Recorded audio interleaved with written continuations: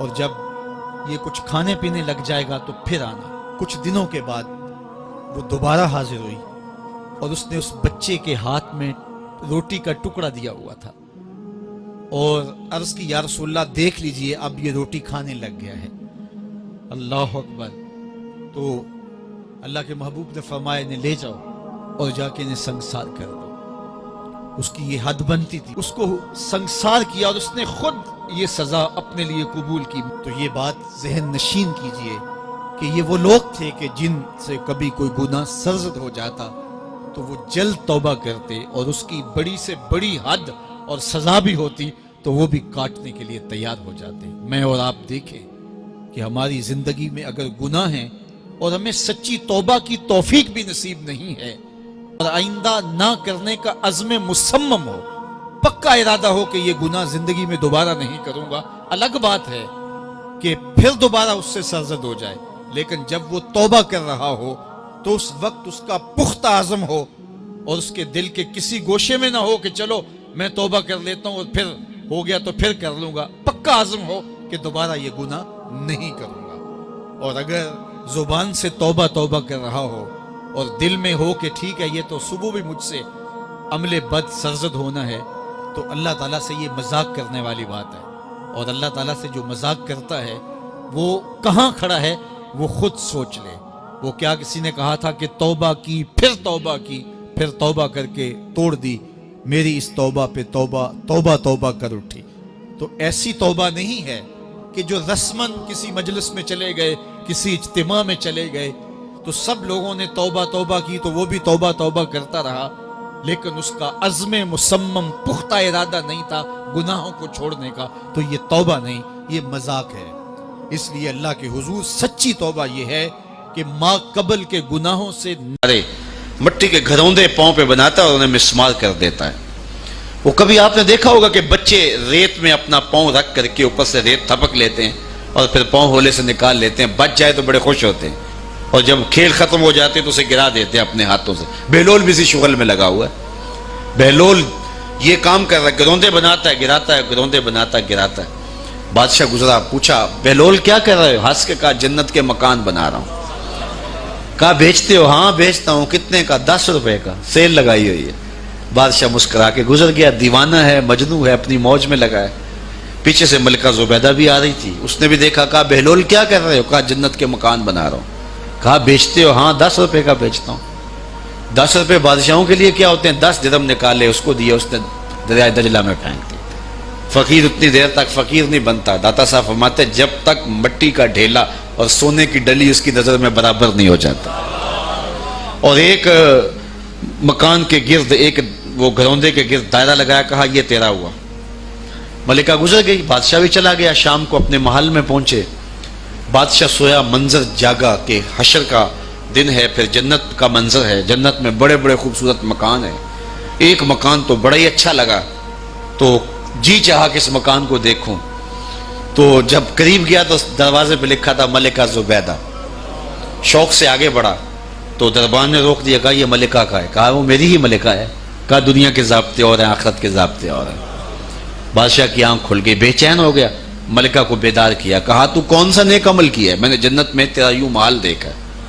ملکہ کہنے لگی وہی معمول کی نمازیں، وہی سب کچھ، کوئی نیا کام تو میں نے کیا نہیں۔ ہاں یاد آیا، کل گزر رہی تھی، دجلہ کا کنارہ تھا، وہ جسے لوگ مجذوب کہتے ہیں، وہ جو دیوانہ کہلاتا ہے، وہ بہلول، وہ جنت کے محل کہتا تھا وہ بنا رہا تھا۔ میں نے کہا چلو کوئی بات نہیں، فقیر ہے، 10 روپے کیا ہوتے ہیں، تو میں نے 10 روپے کا ایک محل خریدا تھا۔ بادشاہ سر پکڑ کے بیٹھ گیا، وہ تو مجھے بھی کہتا تھا، میں دیوانے کی بات سمجھ کے گزر گیا۔ اگلے دن بادشاہ قصدن گزرا، جب قصدن گزرا نا تو دل دھڑک رہا تھا کہ کہیں مجذوب پھر آج مل جائے اور اسی موج میں ہو تو کام بن جائے۔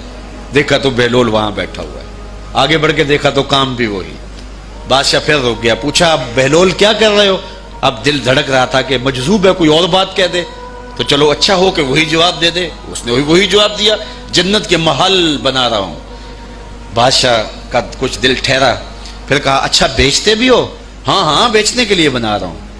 بادشاہ ادھر جیب میں ہاتھ ڈال رہا ہے اور ادھر پوچھ رہا ہے کتنے کا؟ کہا آدھی حکومت لگے گی۔ کہا کل تو 10 روپے کے بتا رہے تھے۔ کہا کل تم نے دیکھا نہیں تھا، آج سودا دیکھ کے لے رہے ہو۔ اللہ تعالیٰ ارشاد فرماتا ہے انما تنذر من اتبع الذکر وخشی الرحمن بالغیب، جو انڈٹھے سودے کرتے ہیں، جو بغیر دیکھ کے کرتے ہیں۔ اچھا چلو ایک خوشخبری میں آپ کو بھی سناؤں، اور وہ خوشخبری رسول اللہ کی زبان سے۔ حضور نے فرمایا طوبی لمن رآنی وآمن بی وطوبی 7 مرات من لم یرانی وآمن بی۔ فرمایا صحابہ تمہیں مبارک ہو ایمان کی کہ تم نے مجھے دیکھا اور میرے اوپر ایمان لائے، اور کہا انہیں 7 مبارکیں ہوں جنہوں نے مجھے دیکھا بھی نہیں ہوگا اور پھر بھی ایمان لائیں گے۔ انما تنذر من اتبع الذکر وخشی الرحمن بالغیب فبشرہ بمغفرۃ واجر کریم۔ ان کو بشارت دے دیجئے بڑی عزت والے اجر کی اور خوشخبری بھی۔ تو جس اجر کو میرا رب بھی کریم کہہ رہا ہے وہ اجر کیسا ہوگا؟ تو یہاں تو لہجہ دم توڑتا ہے اور الفاظ ساتھ نہیں دیتے کہ اجر کریم کی کیا تعریف کریں جس اجر کو میرے رب ہے۔ لا فضل لعربی علی اعجمی، کسی عربی کو اجمی پر کوئی فضیلت نہیں ہے، اور کسی اجمی کو کسی عربی پر کوئی فضیلت نہیں ہے، کسی گورے کو کالے پر، کسی کالے کو گورے پر کوئی فضیلت نہیں۔ فضیلت کا معیار صرف تقوی ہے۔ ہمارے آج بھی ہندوانہ رسمیں ختم نہیں ہو رہی۔ دولت کی تقسیم پر، امیر غریب کی بنیاد پر اس معاشرے میں تقسیم موجود ہے۔ ہمارے دیہاتوں میں چودھری اور کمی کی بنیاد پر تقسیم موجود ہے۔ رعایا اور حکمرانوں کی بنیاد پر یہاں تقسیمیں موجود ہیں، لیکن میرے اور آپ کے آقا و مولا نے قیامت تک آنے والی انسانیت کے لیے جو منشور دیا وہ یہ تھا، کسی عربی کو اجمی پر کوئی فضیلت نہیں، کسی اجمی کو عربی پر کوئی فضیلت نہیں، کسی گورے کو کالے پر کوئی فضیلت نہیں، کیونکہ کالے رنگ بھی اللہ نے بنائے ہیں، گورے رنگ بھی اللہ نے بنائے۔ حکیم لقمان رنگ کے کالے تھے اور صورت اچھی نہیں تھی، تو کسی نے ان سے پوچھا کہ آپ اتنے بدصورت کیوں ہیں؟ تو حکیم لقمان نے کیا جواب دیا؟ کہا آپ شکل میں نقص نکال رہے ہیں یا شکل بنانے والے میں نقص نکال رہے ہیں؟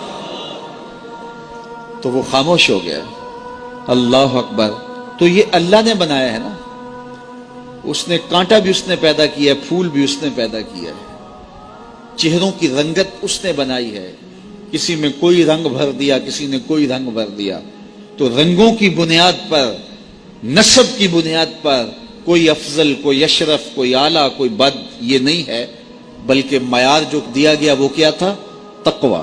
ان اکرمکم عند اللہ اتقاکم، جو زیادہ متقی ہے اللہ کے نزدیک وہی معزز ہے، وہی معتبر ہے۔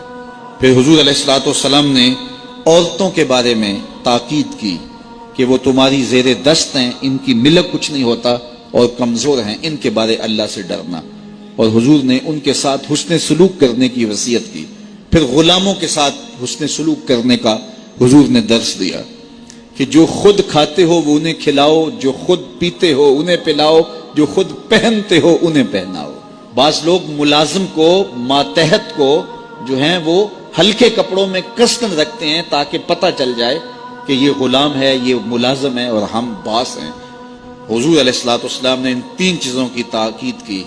پھر حضور نے ہمسایوں کے حقوق کے حوالے سے بات کی، اور صحابہ فرماتے ہیں کہ اتنی بار حضور نے تاکید کی کہ ہمیں یہ گمان ہوا کہیں وراثت کے اندر حقدار نہ ٹھہرا دیا جائے۔ تو ہمسایوں کے حقوق کے حوالے سے حضور نے تاکید ارشاد فرمائی۔ پھر حضور نے 3 باتوں کی تاکید فرمائی۔ پہلی بات، عمل میں اخلاص پیدا کرو، کیونکہ عمل کا خلوص ہی قبولیت کا سبب و ذریعہ ہے، اگر عمل میں خلوص نہیں تو کچھ بھی پلے نہیں ہے۔ دوسری بات، حاکموں کو وصیت کرنا، جو بادشاہ وقت ہوں، حاکم ہوں، ان کو خیر کی بات کہنا، ان کو بتانا، ان کا قبلہ درست کرنے کی کوشش کرنا، یہ ذمہ داری ہے قوم کے اوپر۔